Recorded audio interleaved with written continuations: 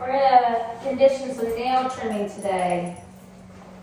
Hopefully counter condition some of the negative association that he previously has with nail trimmers. All right, so right now we're using Mark as our Switzerland. It's our neutral ground. They start off with clear expectations. It makes it easier to introduce something new. Okay? So we're going to use the first line of defense is the ECA. This is our first way to communicate to him that he's doing something wrong. We'll use a leash to direct if necessary. But we're not even going to push him to the point where he's doing something wrong today. This is his first session. Okay, so the nail trimmer is over here. Right? It's just there. And so what we're going to do is we're going to have that just there. I'm going to touch his paw. Oh, gave it to me. Yes, and peg. I'm going to build up a duration of 10 seconds of being able to hold his paw without him pulling away before I even bring this closer, okay? If we gradually increase our criteria, then initiative they're willing to give gradually increases as well. Little quid pro quo there. Some dogs won't even let you touch their paws.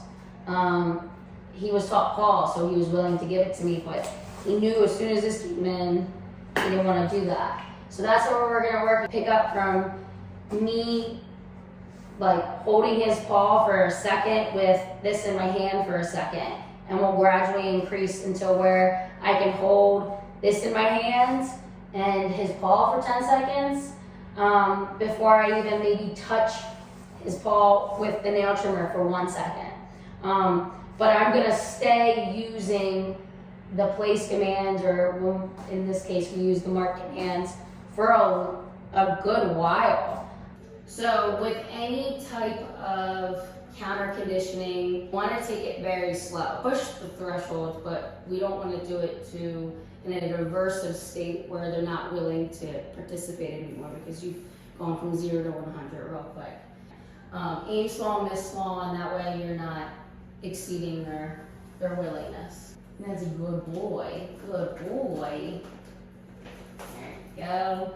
So I'm going to be reinforcing the mark commands now. It's important that the dog knows the place commands. You're not just introducing multiple things at once, but rather just focusing on one thing at a time. Compartmentalize, right? Yes. And so I used my continuum marker, yes, to let him know I like that. And then I let go of his hand. Good. So that was the longest duration we've done. Next, good. You're doing good. Yes, good. So I touched it for 1 second.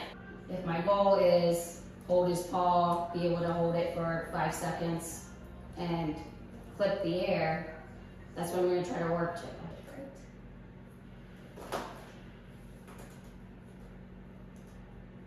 Yes, good. Woo.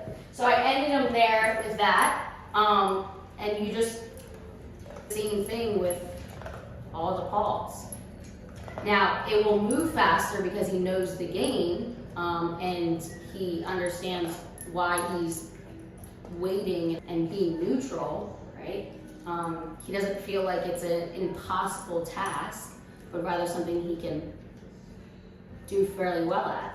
So he's willing to participate. And with dogs like him, it's very important for them to feel like it's their idea. And that way they can blame themselves for the negative consequences, but also be empowered from the positive consequences that come from, performing our expectations or succeeding, right?